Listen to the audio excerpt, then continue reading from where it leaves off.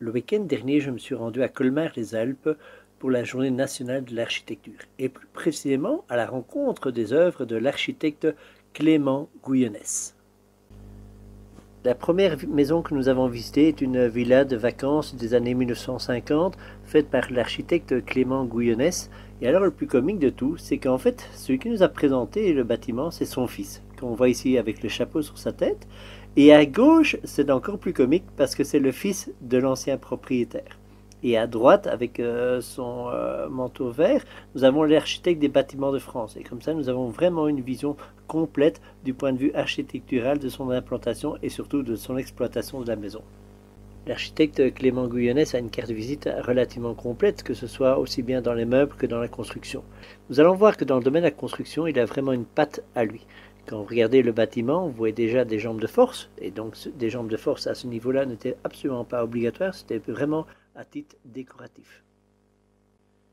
Cette maison, aux allures très modernes, en fait a quand même 80 ans. Alors elle a quand même quelques particularités, en dehors de ces 28 fenêtres, dont 22 de dimensions différentes, il y a surtout déjà des concepts de bioclimatisme qui ont été mis. La terrasse est orientée plein sud, et du coup, fatalement, qu'est-ce qu'on retrouve? Ça va être une grande casquette de toiture. Mais il y a déjà quelque chose d'autre où c'était puissamment calculé. Si vous regardez bien de la fenêtre de l'étage, sous la toiture, ou du premier ou du rez-de-chaussée, vous voyez que les fenêtres sont de plus en plus à l'intérieur du bâtiment. Et c'était logique parce que la casquette de la toiture a moins d'efficacité pour le soleil, donc si on voulait se ménager déjà des excès de chaleur, ben c'était l'idéal. On sait très bien qu'avec en hiver, le soleil étant plus bas, il rentrera de toute façon réchauffer le bâtiment. Sur cette photo d'angle, regardez bien ce que l'architecte a prévu. C'est un angle cassant. Pourquoi est-ce qu'il a fait ça? Tout simplement, n'oubliez pas qu'à l'extérieur, il y a la jambe de force et qu'on a eu les épaisseurs de murs des deux côtés. Et simplement au niveau visuel, vous ne voyez ici aucune lourdeur. En plus, votre œil est attiré plutôt par les lignes horizontales des carreaux plutôt que de nouveau par la jambe de force et l'épaisseur du mur. Je vous ai dit que c'était un architecte qui faisait tout de A à Z. On voit ici la forme des carreaux. Et dans les carreaux, qu'est-ce qu'on voit derrière? C'est toute la ferronnerie qui a été évidemment dessinée par lui aussi. On voit ici son fils qui était en main, en tout cas, encore ses premières esquisses. Et puis cet architecte, à l'époque, faisait tout de A à Z. Donc, bien entendu, la cheminée en faisait partie. Vous voyez en arrière-plan la cuisine. Et là, elle est vraiment dans son jus, comme elle était à l'époque. Donc là, la personne a décidé volontairement de ne pas moderniser. Les portes, elles s'adaptent en fonction des circonstances. Alors, vous voyez qu'au niveau des toilettes, c'est encore plus amusant, c'est qu'on a laissé de nouveau des fenêtres tout à fait atypiques au niveau de la forme, mais qui avaient une fonctionnalité. N'oubliez pas que cette façade est au nord, tandis que la fenêtre, la salle de bain de l'étage, là on se retrouve à l'ouest, et du coup on peut se permettre d'avoir des ouvertures un peu plus importantes. En plus, elles sont protégées par la casquette de la toiture. Si on regarde au niveau des lignes des murs, je crois qu'à l'heure actuelle, plus personne ne ferait ça. Vous avez ici 3 cassures qui ont été faites. Alors, une qui a été évidemment récupérée pour un meuble, mais sinon, je pense que ça donne une certaine lourdeur. Maintenant, à cette époque-là, est-ce que c'était voulu ou pas? Ça, personne ne le saura jamais. Ici, on pense un peu à toutes ces maisons modernes avec des combles perdus. Regardez bien comment ici on a récupéré la chambre pour en faire une superbe chambre mansardée. Donc le moindre centimètre carré était pratiquement déjà récupéré. Je vous rappelle, on était en 1950 et on ne parlait pas de crise comme maintenant. Voici déjà la visite de la deuxième maison. On retrouve de nouveau la jambe de force que vous voyez à droite et à gauche du bâtiment. Et là, sur la photo de droite, il y a quelque chose d'encore plus anecdotique. Quand vous regardez cette maison, elle a l'air tout à fait normale. Il y a une jambe de force d'un côté, et en dessous du lierre, il y aurait quelque chose qu'on pourrait pratiquement deviner, et encore, il faut vraiment avoir un œil expert. Ben, tout simplement, les propriétaires ont décidé d'agrandir la maison pour en faire une terrasse qu'on verra sur la photo suivante. Mais l'idée, c'était surtout de respecter la structure complète de la maison. Je vous donne en mille qui a pu retravailler les plans de Clément Gouillonnès, mais son fils bien sûr.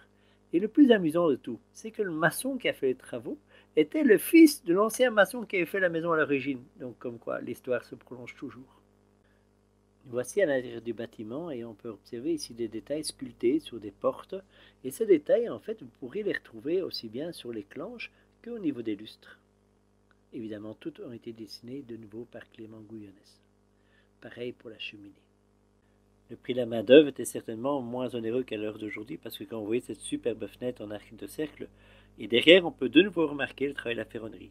Pour la petite anecdote, les anciens propriétaires étaient de grands amis et la génération suivante, évidemment, a perduré cette amitié. Et on voit ici le raccourci qui a été prévu entre les deux jardins pour venir simplement aller voir peut-être l'apéro chez l'un ou chez l'autre.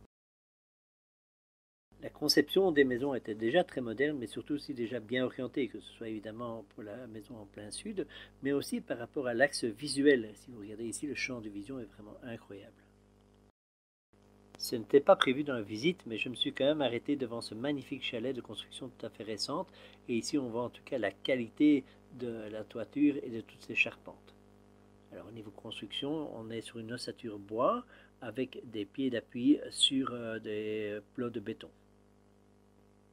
Ce qui nous a un peu intrigué, c'est que dans les maisons de Clément Gouillonnès, on voit les poutres maîtresses de la toiture qui, elles sont de biais, c'est-à-dire parallèles à la toiture. Et ici, on voit que ces poutres, elles sont de charpente. Elles sont en fait perpendiculaires, mais par rapport au sol. Il y a deux écoles là-dedans. Alors certains diront que c'est mieux l'un ou l'autre, ça je ne veux pas en faire juge, ça va dépendre du projet et surtout de comment elle va être construit l'ensemble de la charpente et pas se baser sur un seul élément qui est celui qu'on voit ici. Nous voici déjà à la troisième visite. Alors c'est la maison de Laurent qu'on voit ici avec son manteau noir. Il est vraiment situé au pied du fort de Savoie. Alors là, il y avait quand même quelque chose de particulier, c'est qu'il a un terrain qui faisait plus ou moins 20 mètres de longueur, parallèle à la route sur à peine 10 de profondeur, et il souhaitait construire dessus une maison. Alors il n'avait pas des grands moyens, alors il a été voir l'architecte des bâtiments de France pour lui expliquer un peu son projet. Il voulait faire une maison en ossature bois, isolée avec de la paille et le tout recouvert de chaux. C'était un projet un peu atypique, en tout cas pour la région. Et l'architecte des bâtiments de France, mais plutôt que de mettre un veto, s'est dit, mais non, comment est-ce qu'on pourrait intégrer au mieux ce projet par rapport à des monuments qui sont là juste à côté? Alors Laurent nous a montré aussi deux, trois petites particularités, notamment la planche de rive ici qu'on voit un peu noirâtre, elle n'a pas été peinte. En fait, c'est la technique du bois brûlé. Et de cette manière-là, on sait que le bois perdure dans le temps. Autre petite particularité de la maison, on voit le sculptage du bois. Vous allez me dire, mais là, il a fallu en tout cas l'œuvre de quelqu'un d'exceptionnel. Eh bien, tout simplement non. Il a fait un dessin et je vous le donne en mille. Il a simplement découpé ça à l'aide d'une scie sauteuse. Alors, bien entendu, vous deviez avoir une bonne lame et au pire, vous allez peut-être en prévoir plusieurs de rechange. Pour intégrer au mieux le bâtiment dans le village, l'architecte des bâtiments de France a conseillé, ou vivement conseillé, ou induit, ça dépendra comment on voudra le dire, de mettre des fenêtres en chien scie. Et l'avantage de ces fenêtres de toiture, c'est que ça fait rentrer beaucoup de lumière et en plus ça peut donner une certaine hauteur à la pièce, ce qui est encore mieux, surtout en tout cas dans le cas ici, puisqu'il va avoir une vue plongeante sur les remparts de la ville. Et d'un autre côté, ça va faire aussi rentrer pas mal de soleil dans le bâtiment. Alors il y a toujours évidemment une casquette qui a été prévue et on voit mieux en tout cas cette fenêtre de chez Ainsi avec la distance de la deuxième photo. Alors Laurent avait comme contrainte en fait un budget relativement serré. Alors il disposait de 80 000 euros pour la construction de sa maison. Donc son premier métier, il le connaît puisqu'il est charpentier. Et donc là, toute la structure bois a été faite. Et ce qu'il a fait en fait, étonnamment, mais ce qui était très intelligent, il a commencé par faire sa structure. Il a recouvert la toiture tout simplement parce que la paille, au moment où on la rentre, il faut la protéger de l'humidité. Parce que ce qu'elle n'aime pas évidemment, c'est cette humidité qui pourrait stagner dedans. Donc une fois que le bâtiment en tout cas était couvert au niveau du toit, il a rentré toute sa paille au niveau de l'étage et tranquillement il a pu commencer à façonner ses murs au printemps suivant. Et ici, il nous montre en fait comment il a mis en exécution ce ballot de paille à l'intérieur entre ces poutres porteuses du bâtiment. Donc ici, on voit le ballot de paille. Sur les deux côtés, il a été mettre des planches. Et tout simplement, ce qu'on va faire, c'est qu'à chaque lit, on vient y mettre des petits croisillons de bois. Alors, les petits croisillons de bois, ce qu'il a fait, il a des petits tasseaux, il a simplement forcé un petit peu dans la paille. Il a été mettre une petite vis de chaque côté et un point de colle. Et ça suffit amplement, puisque le taux de compression, il va être fait sur la totalité du bâtiment. En fait, ce qu'il nous a expliqué, c'est que la couverture de chaux a été faite aussi bien avec de la chaux aérienne que de la chaux hydraulique, et en fonction des couches, il a utilisé l'une et l'autre avec des épaisseurs assez métrées. Et là, je vous invite en tout cas à aller voir vraiment des spécialistes de ce recouvrement. Le choix de la chaux plutôt que de la terre, c'est tout simplement une question de rapidité. Sur son chantier, il était seul pour la plupart des postes. Par contre, il s'est fait encadrer par les amis pour l'une autre étape, notamment la mise en place des ballots de paille. Et du coup, il fallait trouver des techniques les plus faciles en tout cas à mettre en œuvre et les plus rapides. Et la chaux permettait de travailler avec une machine à projeter. L'après-midi était consacré à une balade villageoise avec Cyril Jeans. Alors il est paysagiste et il travaille dans le cadre d'une étude qui est menée par la ville pour un classement à titre de site patrimonial remarquable. Il nous a amené un petit peu à découvrir différents endroits de la ville. Alors on voit au loin ici le fort de France. Alors juste à côté de la maison de Laurent, il y avait le fort de Savoie. Et entre les deux, il y a la vieille ville qui est entourée d'une enceinte. Alors on voit encore des tours. Et ces tours sont recouvertes de tuiles de bois, alors qu'elles s'appellent bardeaux ou enceintes en fonction de la région. Mais je trouve que le résultat est magnifique. L'intérieur des remparts est en plein réaménagement et pour être sûr qu'il n'y ait pas de dégâts en attendant les fonds de réaménagement, eh bien ici on voit une super structure qui a été faite de maintien. Autre emblème de la ville, mais bien entendu celui-ci est un peu plus moderne, c'est un bouquetin en métal. Dernier atelier de la journée avec Marie-Claire qui s'occupe de l'association Maison Paysanne dans les Alpes-de-Haute-Provence. Et en fait, dans son atelier, elle nous invite à faire de la peinture à base de farine.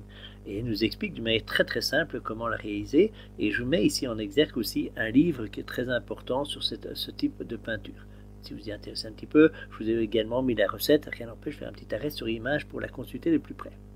Voici déjà la fin de cette magnifique journée organisée par le comité de communes et je remercie vraiment toute l'équipe pour son dynamisme et en tout cas la richesse des différents ateliers qui nous ont été proposés durant cette journée.